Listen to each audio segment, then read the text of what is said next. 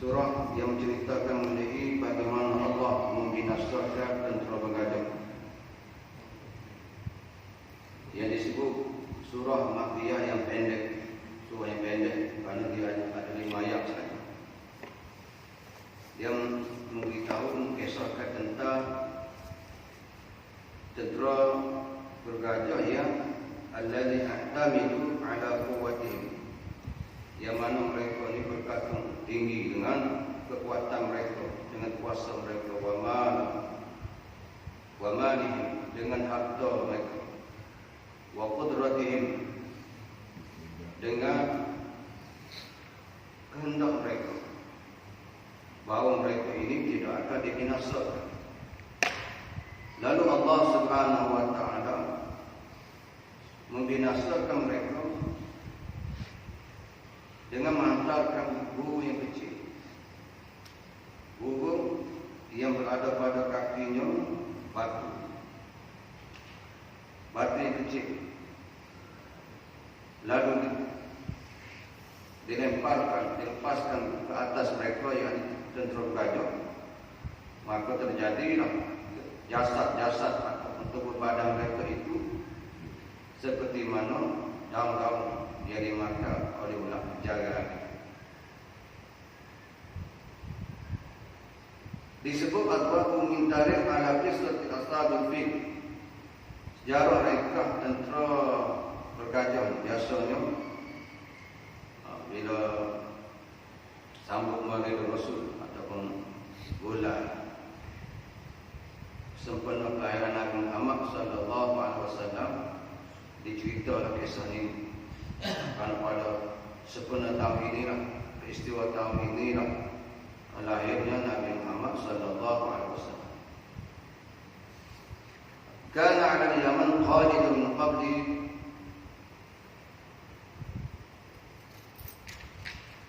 as'ama Najashi Malik Habsyah wa ismuhu Abraha bin Sabah al-Ashraf. Di negeri Yaman disebut bahawa ada seorang raja atau tua yang nama dia Abraha bin Sabah al-Ashraf. Disebut bahawa datuk kepada Najashi, Raja Najashi. Najashi ini pernah hidup, sempat hidup pada zaman Rasulullah sallallahu alaihi wasallam. Najashi dia memberi perlindungan pada orang Islam waktu berhijrah ke Habsyah. Raja Najashi itu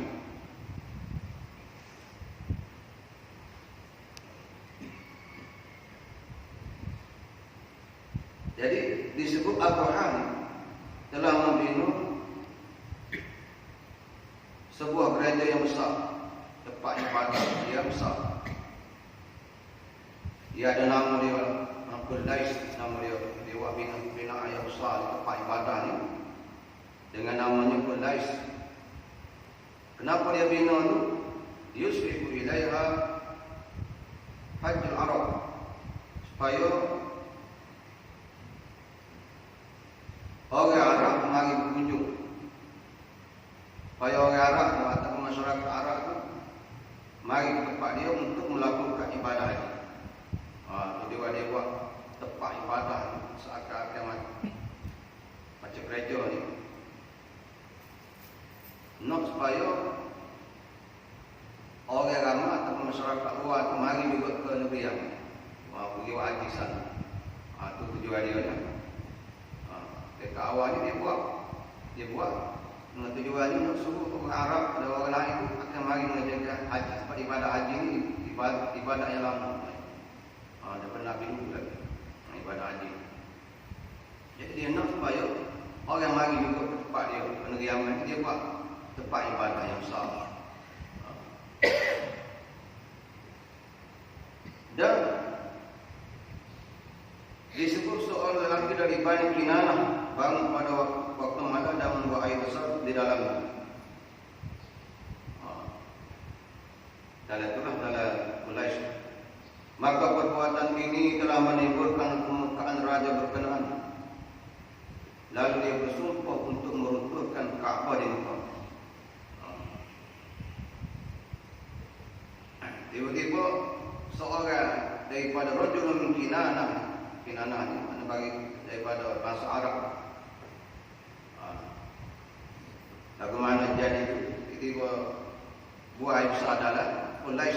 Maka dia menjadi Abrahah itu marah, menjadi alasan dia untuk menaik Mekah, untuk menguasai Mekah.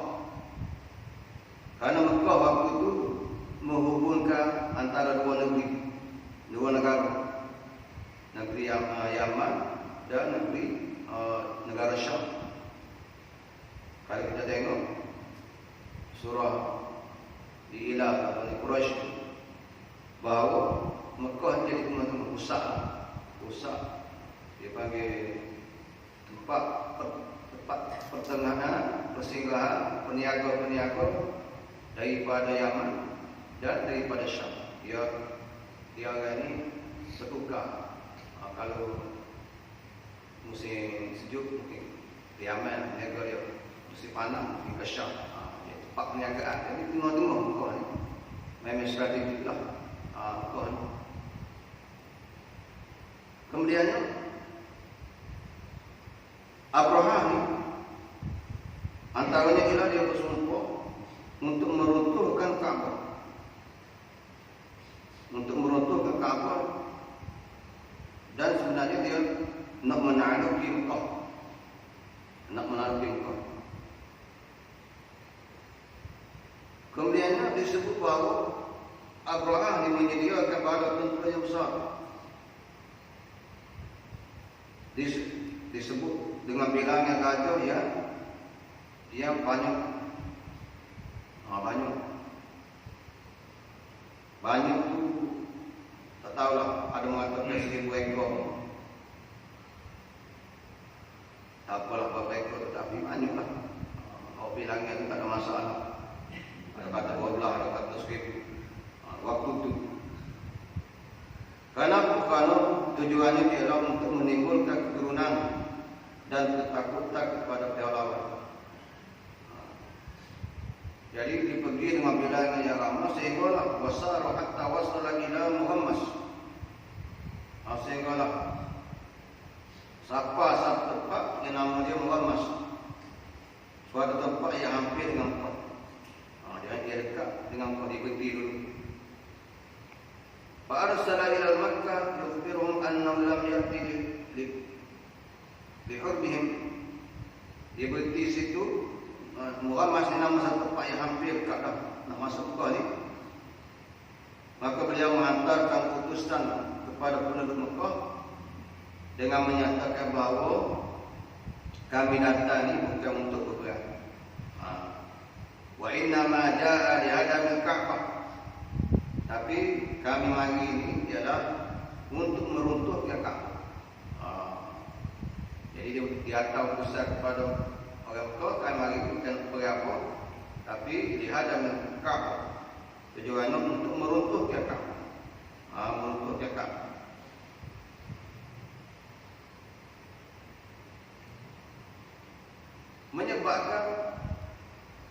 Menyebabkan orang Mekah waktu itu menjadi takut. Jadi takut, bimbang.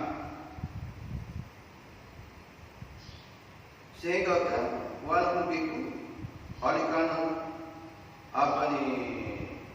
semangat orang Arab ni ada juga berani. Lalu aradu muharabatakum, lalu masyarakat Arab waktu itu ada juga semangat untuk memerangi. Pasal perang juga. Tapi bila dia dapati fara'au anna taqata lahum bi Abrah wa junuduhu, tapi bila orang Arab tengok, orang Arab Mekah tengok waktu itu tentera Abraham terlalu kuat dan terlalu aman, lalu mereka berlindung. Wa tasim bil jibali yanzuruna madza yahtad. Mula-mula nak perang juga, masa nak lawan juga. bila tengok Abraham dan tentera dia selalu lama dengan kacaunya, lalu dia orang pun lagi berlindung di balik-balik bukit. Kerana muka ni di mana bukit? Sekeliling bukit. Dengan menanti, dengan tujuan yang rumah dari atas. Dia nak tengok kepada jauh apa yang akan terjadi. Dalam keadaan itu, orang Mekah waktu itu wasifina bi anna lil bait rabban yuhmiya.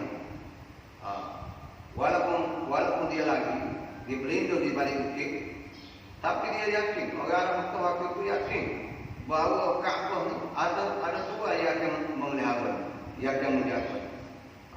Kalau kita baca sejarah pembinaan Kaabah ni, memang orang Mekah ni dia nak atur, dia nak bina balik, dia nak ubah dan sebagainya tu memang takut.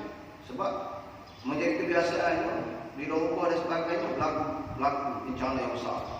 Jadi masyarakat Mekah waktu tu memang meyakinkan bahawa Kaabah ni ada Rabb, ada Tuhan yang memelihara. Lepas tu dia tak larat, tak berani nak lawan tentera Abraham ni, maka dia berlindung di sebalik bukit dan sambil-sambil itu dia nak tengok apa akan berlaku. Dalam keadaan dia yakin bahawa Kaabah ni ada orang punya, ada Tuhan yang menjaga. Walamma taraba jaish di Makkah, bila tentera dia ni hampir menghampiri kota Mekah ni, lalu Abraham binahli amwal Arab. Lalu Abraham memerintah tentera dia ini mengambil harta-harta orang Arab, rapah harta-harta penduduk Arab. Antaranya ialah paling utara dia Abdul Muttalib, termasuklah harta yang dimiliki oleh Abdul Muttalib bin Hashim. Pada waktu itu Abdul Muttalib bin Hashim datuk kepada Nabi sallallahu alaihi wasallam yang menjadi atau ketua Mekah lah waktu itu. Penghulu Mekah pada waktu itu. Abdul Muttalib.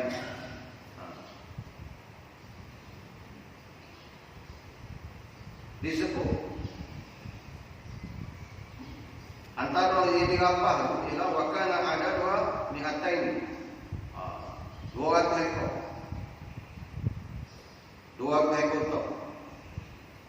Besar tu tak.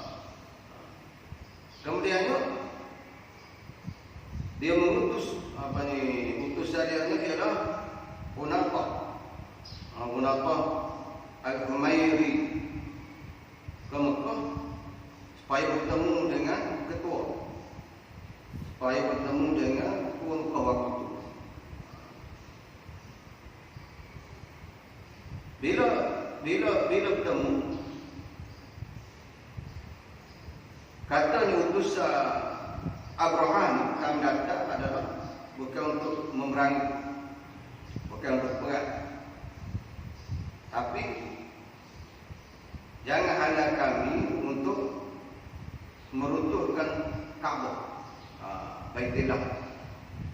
Jadi di atas utusan dia kata bertemu ketua Mekah tu, kami mari bukan nak perang, cuma jangan halang kami untuk meruntuhkan Kaabah.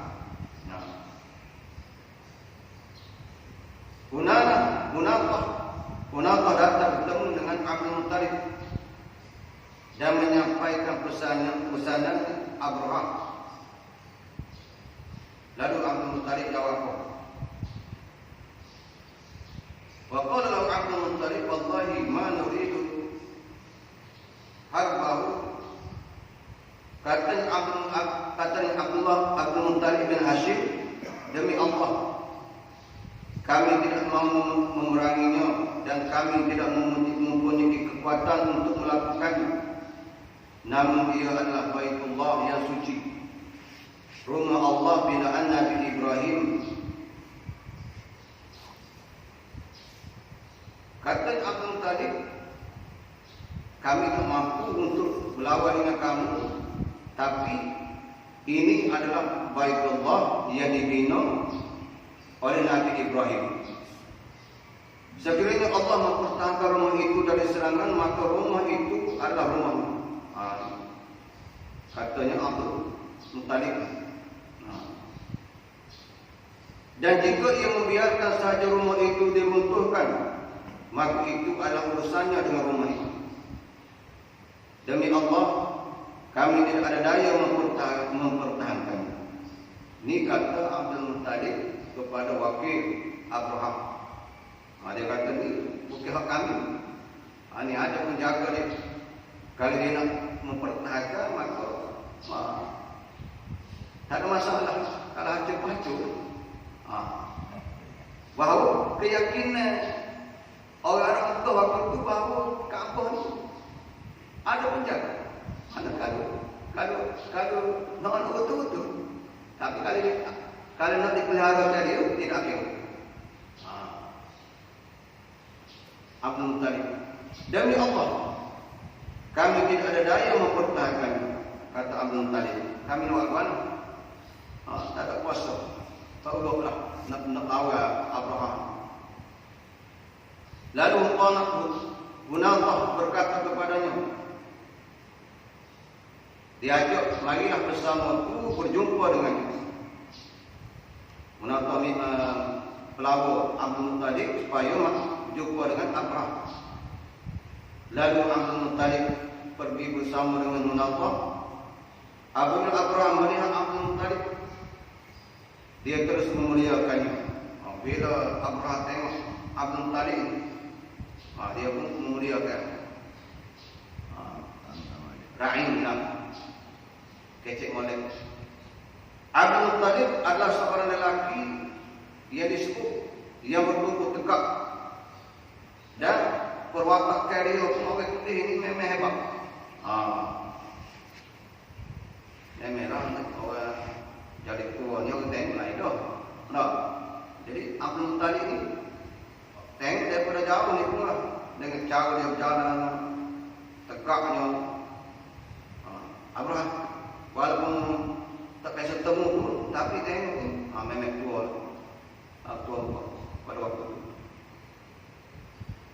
Lalu Abraham turun daripada singgasana dia.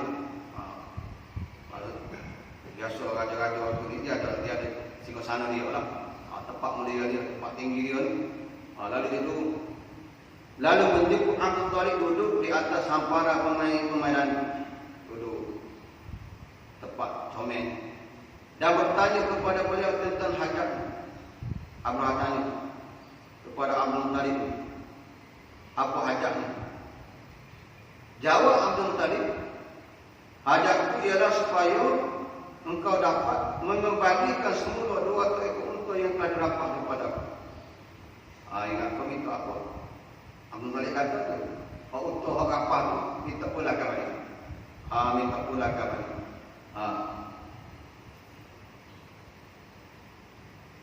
Dan membiarkan sebuah rumah yang melambangkan agama kamu dan agama datuk nenek kamu, sedangkan aku datang untuk meruntuhnya, tetapi kamu tidak bercakap apa-apa tentangnya.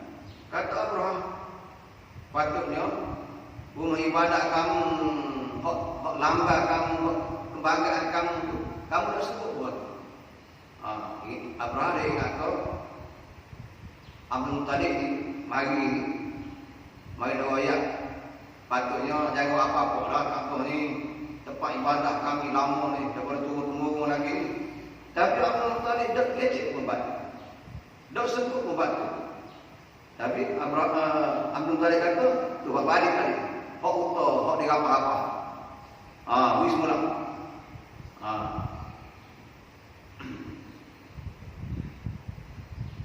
Dan jawab Abdul Muttalib, sesungguhnya aku hanya menjaga unta, dan rumah itu ada penjaga yang akan menjaganya daripada Tuhan. Ini jawab Abdul Muttalib. Abdul Muttalib kata unta tu apa jaga? Tuhan. Tapi rumah ibadah Kaabah tu ialah ada Tuhan. Abdul Muttalib jawab, maknanya dia sudah yakin adanya Allah, adanya penjaga, adanya Roh. Lalu Abraham menjawab, Sesungguhnya dia tidak dapat menghalang. Dengan sombong Abraham kata, Tuhan ataupun penjaga Tuhan pada Kaabah ni tak boleh hadap, tak boleh sekat. Lalu Abdul Muttalib kata, terpulanglah kepada kamu, terpulanglah kepada kamu. Bebas nak buat mana pun buatlah, kata Abdul Muttalib. Dan Muhammad halal tak boleh dah. Nak buatlah. Tapi Abdul Muttalib kata ada Tuhan, dia akan menjaga. Sebelum ini Abdul Muttalib dan pemuka Arab yang bersamanya telah menawarkan kepada Abraham satu peti harta di Haram, yakni negeri yang berada di utara Mekah, supaya Abraham menarik balik rajanya untuk merobohkan Baitullah. Sebelum pada itu ada dah dia panggil bijak. Bila bunyi kata Abraham nak mari menghancurkan Kaabah ni,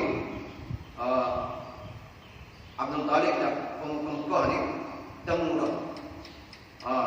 Nak tawar satu pertiga harta di Haman ni negeri yang berada di utara Mekah. Kira satu pertiga hasil tu ambillah. Supaya batalkan hasrat untuk menghancurkan Kaabah. Bunyi dah seluruhnya. Tapi tawaran itu ditolak. Abraham tolak. Lalu Abraham mengembalikan semula untuk Abdul Muttalib yang dirampas. Kemudian Abdul Muttalib kembali ke rumah dan datang semula ke Baitullah bersama-sama dengan beberapa orang Quraisy. Lalu terus berpegang pada besi penyelok pintu Kaabah sambil berdoa meminta pertolongan kepada Allah supaya terselamat daripada ancaman Abraham dan tentera. Doa juga minta supaya selamat. Maknanya doa ni bukan kata lalu yang dulu ada doa. Nabi-nabi dulu, rasul-rasul dulu. Siapa kita lari pun doa ni kuat sebenarnya. Batu dia seseorang ni dalam keadaan dia panggil apa? Bila berlaku apa-apa musibah, tak ada tempat dah nak mengaku. Biasa kita tak ada tempat mengaku, baru ingat kepada Allah. Tak ada tangan nak minta. Tapi kalau tanya biasa ni, tak apa nak minta kan? Muka senang.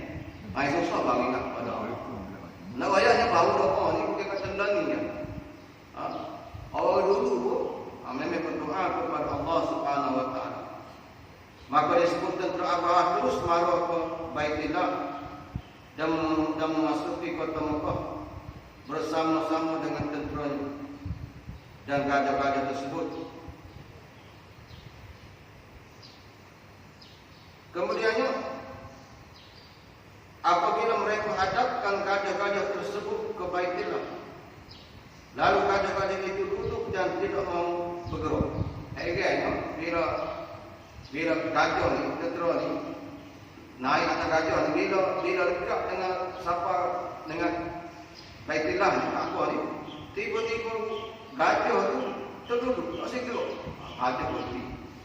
Lah, takut. Batu manusia ni pelik. Binatang dia takut. Dia takut. Tetapi apabila mereka menghadap ke arah Yaman atau ke arah lain, gajah-gajah itu segera mengikut. Ya kan? Waktu gajah ni nak menghalau ke Baitullah ni, gajah ni semua tak seperti duduk. Tapi bila dihalau ke Yaman ke negeri lain, beruk mana-mana. Takut kan?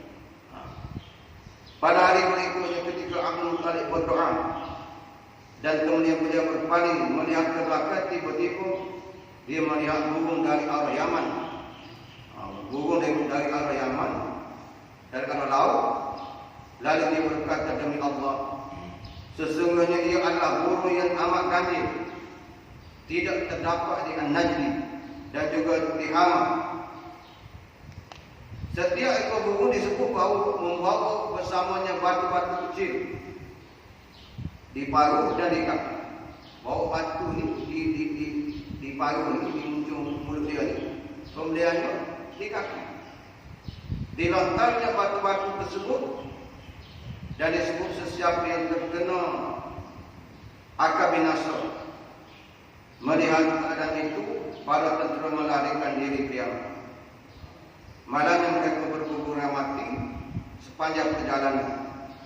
Abrahah turut terkena lontaran batu tersebut, menyebabkan kulit dia menjadilah cara jatuh daging satu demi satu.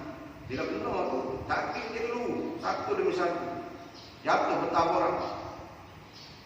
Abraham ni kena sikit je, tapi dalam perjalanan daripada Mekah nak balik ke Sanaa ni, apa nak balik ke Yaman, dia dulu sikit. Sehingga kan akhirnya mati juga dalam keadaan dahsyat, mati juga. Dan disebut peristiwa ni tak ada lagi kat Kaabah tu.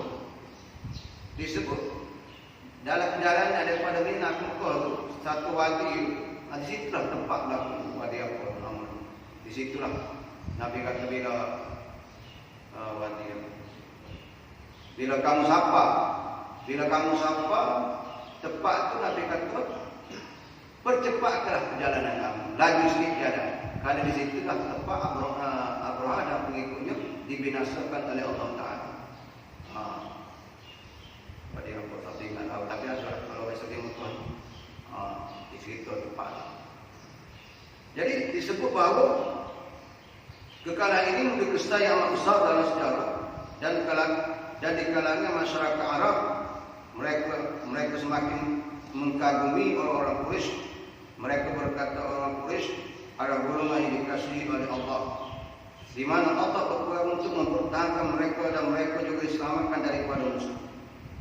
Dengan peristiwa besar ini ternyata Allah memuliakan rumah tersebut dan mengangkat martabatnya. Allah juga menjadikan masyarakat Arab bersedia untuk membawa risalah Islam ke seluruh dunia. Maka disebut daripada peristiwa sejarah inilah berlakunya pada tahun kelahiran Nabi sallallahu alaihi wasallam. Pada kalau kira dari tahun Sina 570. 570. Jadi hasil daripada peristiwa inilah menunjukkan bahawa Kaabah ni Allah Ta'ala memuliakan. Jadi bila kita mulia Kaabah ni, bukan maksudnya kita menyembah dia, tidak. Kena pandang beza. Walaupun orang agama lain kata, bila dikatakan kepada mereka, kamu semua apa berhala batu gini. Dia kata apa? Dia kata kamu semua batu juga, sujud ke batu tu. Kita dah sembah. Kalau bisa kata binaan, cabut. Tak dia kata kalau binaan tu hancur, tak tahu di mana. Dia kata tinggal tanah je. Nak tak kita buat juga. Nggak ada kata juga. Sebab apa?